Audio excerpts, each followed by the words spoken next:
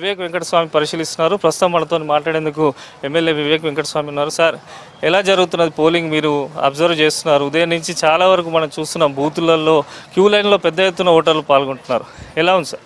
అంటే పోలింగ్ చాలా ప్రశాంతంగా నడుస్తుంది. ఎక్కడ కూడా గొడవలు ఉన్నట్టు లేదు. అందరు కూడా ఇదే చూస్తున్నారు. అన్ని బూతులలో కాంగ్రెస్ వైపే ఓటింగ్ ప్యాటర్న్ కనబడుతుంది. చాలా చోట్ల కూడా బీజేపీ ఎక్సెప్ట్ టౌన్స్, గ్రామాలలో ఎక్కడ కూడా నాయకులు లేరు. టీఆర్ఎస్ నుంచి కూడా కొన్ని బూత్లోనే కొందరు ఉన్నారు. ప్రజలందరూ కూడా ఏదైతే అసెంబ్లీ ఎలక్షన్స్లో చేతి గుర్తుకి ఓటేసినరో అదే ట్రెండ్ కనబడుతుంది. వాళ్ళందరికీ ఒక విశ్వాసం ఉన్నది. రేవంత్ రెడ్డి గారు ఈ గ్యారంటీ కార్డు ఏదైతే చెప్పినారో ఆ గ్యారంటీ కార్డు అమలు చేస్తారు. 5 సంవత్సరాలు ఈ రాష్ట్ర ప్రభుత్వము కాంగ్రెస్ చేతిలో ఉంది. వాళ్ళు మా పనులు ఏమైనా కావాలనుకుంటే కాంగ్రెస్ ప్రభుత్వమే చేస్తుందని చెప్పి వాళ్ళకి అందరికీ గట్టి నమ్మకం ఉంది. అందు గురించి పెద్ద సంఖ్యలో వచ్చి వాళ్ళు కాంగ్రెస్ అభ్యర్థిని గెలిపించాలని ప్రయత్నం చేస్తున్నారు. నా ఇన్ఫర్మేషన్ ప్రకారంగా కాంగ్రెస్ పార్టీ 12 నుంచి 14 సీట్లు గెలిచే అవకాశం ఉంది. అంటే పోలింగ్ మనం చూస్తున్నాము, 7 సెగ్మెంట్లలో 4 నియోజకవర్గాలలో సాయంత్రం 4 గంటలకే ముగియనుంది. చాలా వరకు ఇప్పుడు 26 ఎబోవ్ పోలింగ్ పర్సెంటేజ్ అయింది. మీ అంచనా ప్రకారం ఇంకెంత పెరగవచ్చు అనుకో? అంటే జనరలీ పార్లమెంట్ ఎలక్షన్స్లో పోలింగ్ పర్సంటేజ్ తక్కువ ఉంటుంది. ఇప్పుడు ఈ 4 గంటలు చేసినందువలన ఇంకా కొంచెం తక్కువయ్యే అవకాశం ఉంది.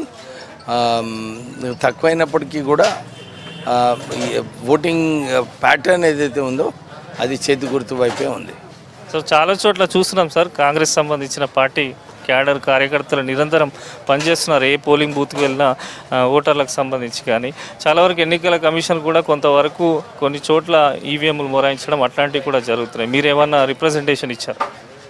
ఈవీఎంస్ ఏమవుతుంది, కొన్ని చోట్ల లేటుగా వర్క్ అవుతున్నాయి, కొన్ని చోట్ల పనిచేయట్లేదు కొన్ని బూతులలో. సో అట్లాంటివి ఏమన్నా మీ దృష్టికి వచ్చాయి? నా దృష్టికి అయితే ఏం రాలేదు. అందు గురించి మీకు మళ్ళీ ఒకసారి ప్రశ్న వేయడం జరిగింది.